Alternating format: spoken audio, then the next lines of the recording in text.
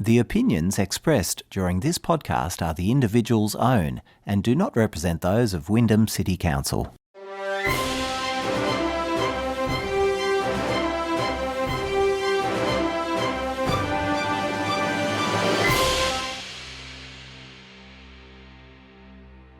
Hello and welcome to Recently Returned.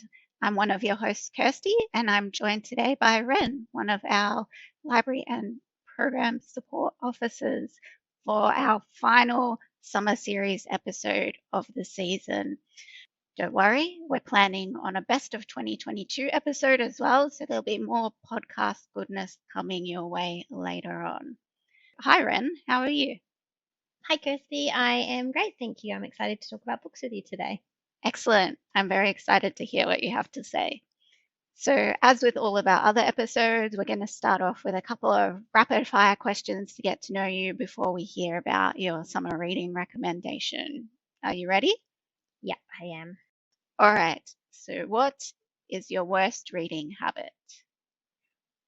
Well, this one is a controversial one for a librarian, but I am very, very rough with my books. I obviously respect library books and other people's books if they lend them to me, but with my own books from my own collection, I am very blasé about keeping them tidy. I break their spines, I read them in the bath. They're always covered in food and coffee spills, and I dog ear the pages. So I've had a few fellow librarians look at me like I'm a monster when I admit to that kind of behavior.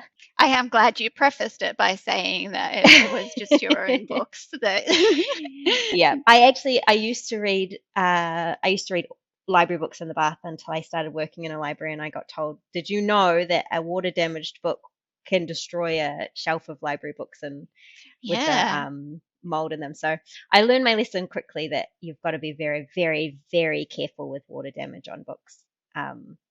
So I'm good now. I'm better now. It is a bit of a shock when you first learn that, though. Yeah. Well, we've got our second question here is which book do you wish you could experience again for the first time?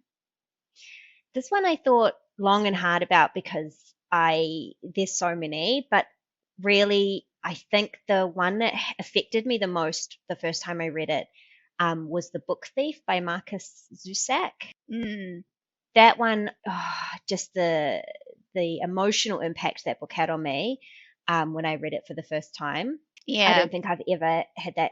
Did you find that same one with that Oh, book? I think this would have been my pick as well. I've Mm, not reread it since because it so deeply affected me. Like I was ugly mm. crying on the train. Yeah. Um, that I'm nervous that it wouldn't have the same Mm. impact if I read it again. I have reread it since, and it definitely didn't have that same. I guess, no spoilers, but I guess set during the Holocaust, there's a lot of horrors that are written about in that story. Knowing how a story ends doesn't necessarily ruin it for you, but for that book, it was just the impact of some of those storylines was not quite the same the second read through. Still beautiful, still impactful. That first time through, wow. Yeah, what a great pick. Thank you. On the back of that one, what is the most challenging book you've read this year? I read I'm Glad My Mum Died by Jeanette McCurdy recently, um, which is a memoir written by Jeanette McCurdy. She's an actress. She played Sam on iCarly, which was a well-known Nickelodeon show. And it's about her experience as a child actor and her relationship with her mother, which, as you can imagine with the title, was fraught. And about her coming to terms with the fact that her relationship with her mum was abusive. It was, yeah, challenging is a good word for it. It was very confronting. Yeah, it sounds very heavy. Mm, it was. It was a very interesting in that there was no real relief. I think with a lot of memoirs that are heavy, they often write them with a bit of a humorous brush as well to make Yeah. it a bit easier to read, but I did not find that with this one. would you suggest it then for people who are, enmeshed in their difficult family situation? I think with this book, what you'd want to do is educate yourself on the content and be mindful of your own triggers. And so long as you don't go in blind, I think it could be very helpful. I've read a lot of reviews by people who have similar experiences to Jeanette McCurdy saying that it was helpful for them. Oh, that's really good to know. And I'm always telling people as well, there's nothing wrong with putting a book down. Mm-hmm. So that was our final rapid fire question. So now we're going to get into your summer reading recommendation. Okay, so my summer reading recommendation is called Our Way by Becky Manawatu.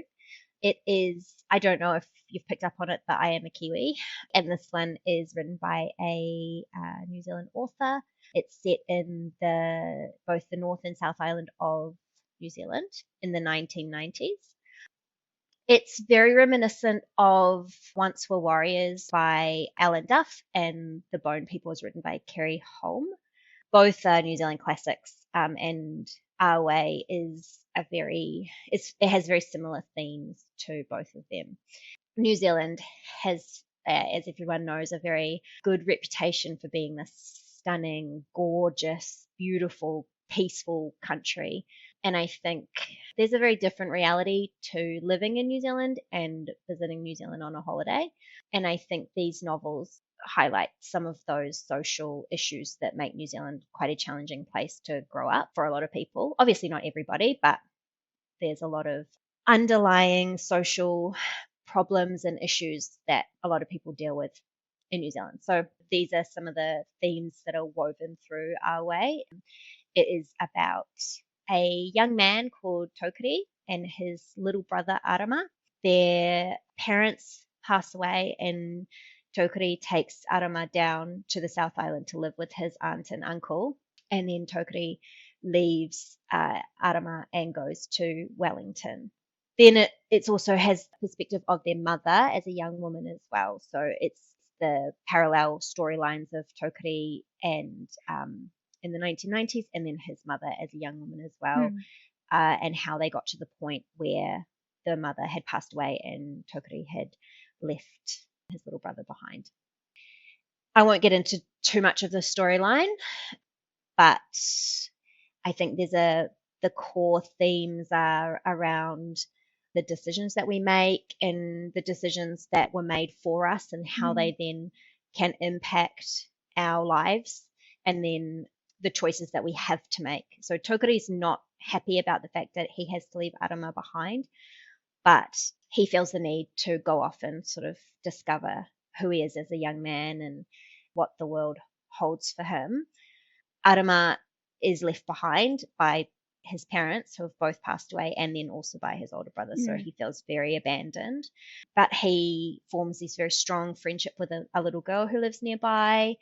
And it's about how that friendship helps him get through some of those difficult things that are happening to him. I really loved it because it is so beautifully written, but it is easy to read. As a Kiwi, I also really loved reading about New Zealand. I get very homesick. So reading just about the cultural references and the slang and the language that's used and the food they're eating and the places they're going are all things that are familiar with me. I really enjoyed that. I really enjoyed the way that Becky Manawatu managed to write about these very dark realities while also weaving through these themes of friendship and love, which is really a really beautiful thing. And while it's certainly not a feel-good book, it definitely has some friendships and relationships that are very beautiful and touching to read about. It's not a light, fun, sugary summer read. And I know lots of people look for that while they're looking for their summer reading lists. But I really loved it and I thought it was very impactful and worth a read. Oh, no, don't be worried about that at all. Everyone's got different reading tastes, and we've got quite a wide range of books in the summer series. No spoilers here, but we've run the real gamut so far. So this sounds like a lovely addition to the recommendations we've got for people. I would say anyone who is not a Kiwi who is picking it up and may not know, a lot of us have very basic Te Reo Māori language words. We learn it in school. Don't be intimidated by that. They're sort of sprinkled through. Just get your phone out and give them a quick Google if you don't know what a word means.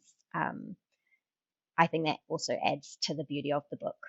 Oh, excellent. I was going to ask, when you mentioned the slang and the cultural references, how accessible it was. But a lot of authors who include either their native language or languages around where they live, often it's very evident what's being spoken about by context. Yes, absolutely. I think it's well done in this one, in our way. Great. Thanks so much, Wren. That's a great recommendation, and I'm sure people at home will love it. If you've read this book and want to let us know, or if you've got any comments, you can drop us a line via the library Facebook page at Libraries in Wyndham, or shoot us an email at recentlyreturned@wyndham.vic.gov.au. We'd love to hear from you. Now, this was our final episode of the summer series, but as I mentioned at the top of the episode, we're going to have a best of 2022 episode. We'd love to hear what your favorite book from 2022 was as well, so send them through and hopefully we can include you in the episode. Thank you for joining us. Thanks again, Wren, and happy reading, everyone. Bye.